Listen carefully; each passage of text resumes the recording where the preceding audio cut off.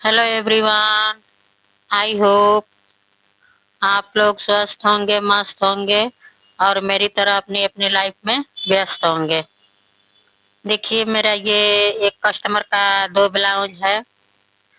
लगभग इसको 10 दिन दिए हो गया। एक बार आकर के ये रिटर्न भी चली गई हैं। मैं सिल नहीं पाई थी, तो सिलती तो रोज ही हूँ मैं, लेकिन सिलते सिलते थोड़ा लेट हो ही जाता है। इस समय मेरे पास ज्यादा ब्लाउज आया हुआ है रक्षाबंधन से, कुछ विदाई का, जिस पर मुझे डिजाइन वाला ब्लाउज भी बनाना है, बाजू डिजाइन, गले का डिजाइन। तो जब उन सारी ब्लाउजों को मैं सिलूंगी तो नया नया डिजाइन, बाजू का डिजाइन भी लेकर के आऊंगी आप लोगों के लिए, ताकि आप लोग भी रक्षाबंधन के लिए नया नया डिजाइन बना सकें। ये तो मेरा आज वाला सिंपल ब्लाउज है। उनका सिंपल ही नाप था, सिंपल ही बनाना है। तो सोची हूँ कि आज आप लोगों से बता दूं कि इस समय डिजाइन वाला ज्यादा कपड़ा आया हुआ है। जब सिलूंगी तो उसका भी वीडियो आप लोगों को लेकर के आऊंगी। चलिए हम लोग इस ब्लाउज को देखते हैं जो आज कटिंग कर रही हूँ। देखिए, इनका नाप तो था 13.5 इंच की लंबाई थी और 40 मतलब 10 का चेस्ट है इनका।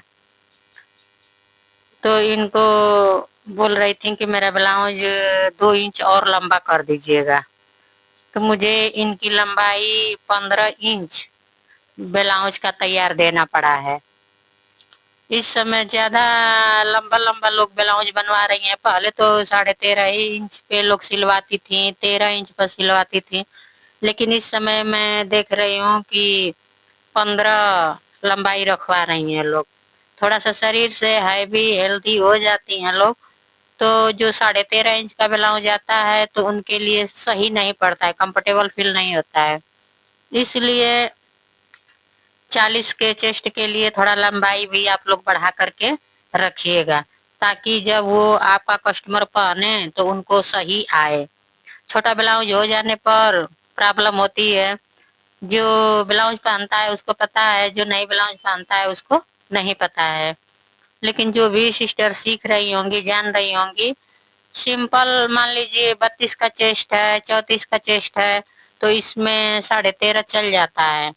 लेकिन 40 का चेस्ट है तो थोड़ा लंबाई अधिक लेना पड़ेगा। कम से कम 13.5 मत रखिएगा, 14, 14.5, 15। 15 परफेक्ट है उनके लिए। इसलिए कि मैं सिल रही हूँ 15 पे।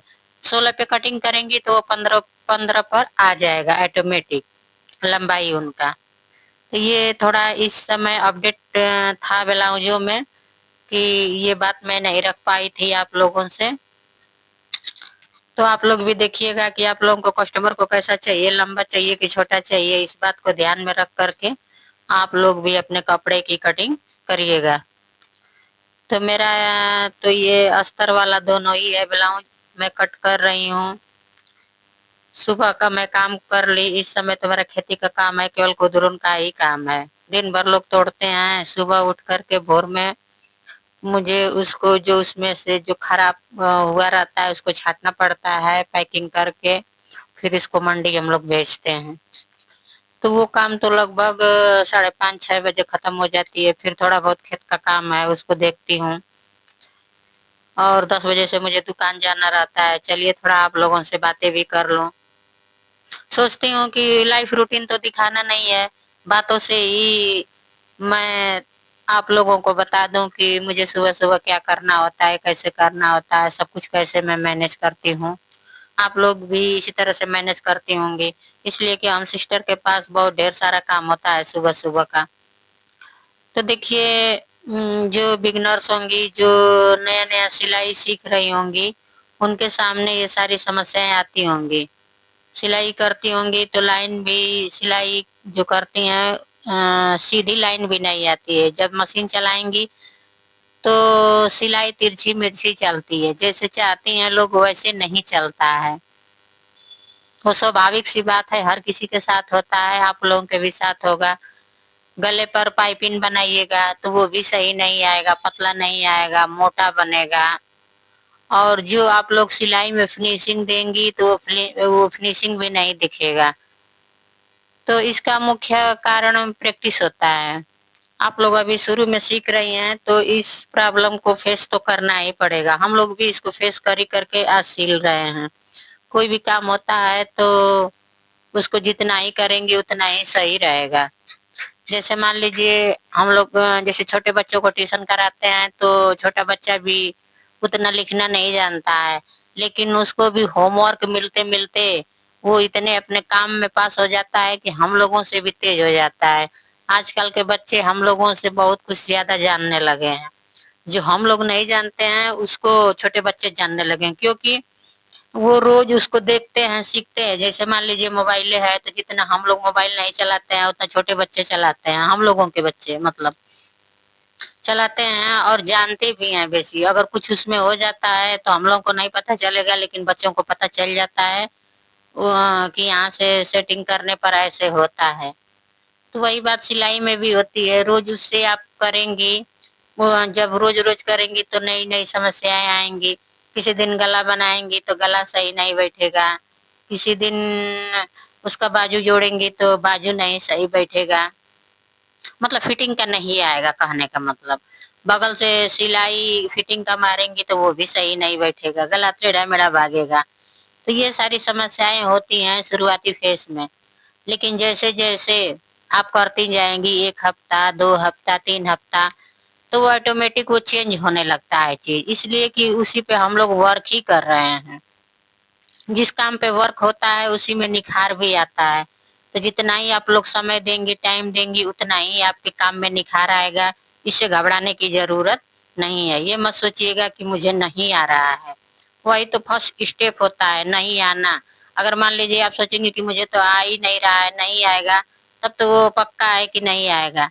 लेकिन जब उस काम को करने लगेंगी तो आपके पास उसको आना ही है। इसलिए उस काम को कभी छोड़िएगा मत, उसको करती रहिएगा आप लोग। ऑटोमेटिक उसमें फिनिशिंग आ जाएगी। फिनिशिंग का मुख्य कारण प्रैक्टिस होती है। जैसे मान लीजिए हम लोग खाना बनाते थे तो शुरू में रोटी गोल नहीं होती थी, लेकिन अब क्या होता है आपकी की ये समस्या है कितना परफेक्ट हो गई हैं आप।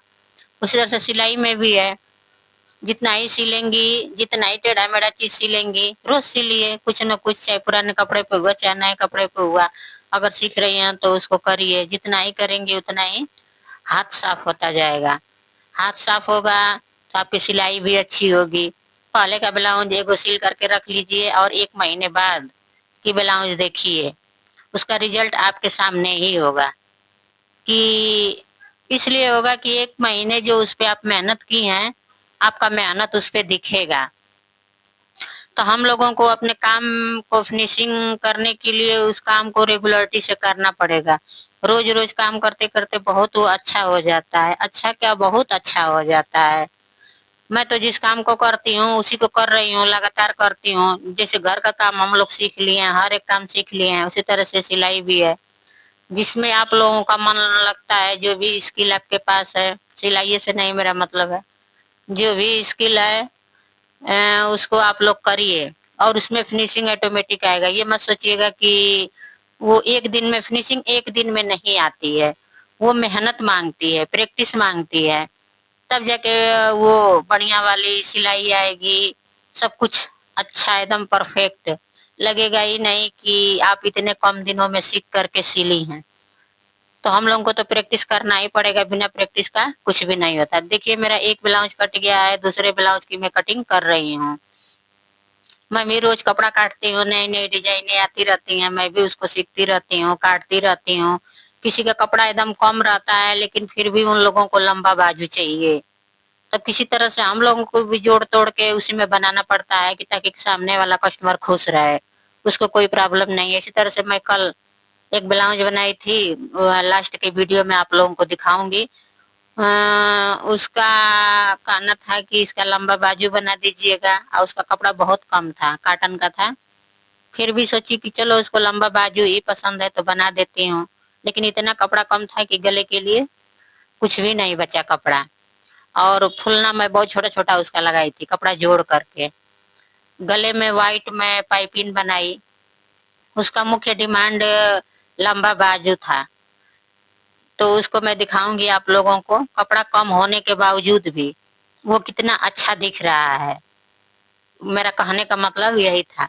तो वैसे ही जब आप लोग भी अपना काम सीख लेंगी, करने लगेंगी, तो कम समय में कटिंग होने लगेगा, कम कपड़े में भी अच्छे से सिल लेंगी, और सिलाई तो एकदम मस्त वाली आप लोगों को दिखेगी।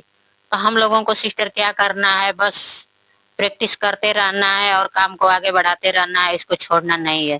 जो भी आप लोग काम करती हैं उसको छोड़िएगा मत कि मुझसे नहीं होगा। वो आप ही से होगा, दूसरे से नहीं होगा। इसलिए कि वो आप लोगों की हॉबी है, आपका सपना है, उसको तो करना ही पड़ेगा। जैसे मैं रोज डेली का डेली करती हूँ, मुझे दुकान खोलना है तो जाना ही पड़ेगा। इसलिए घर का काम भी जल्दी जल्दी मैनेज करती हूँ कि मैनेज करके जाना है।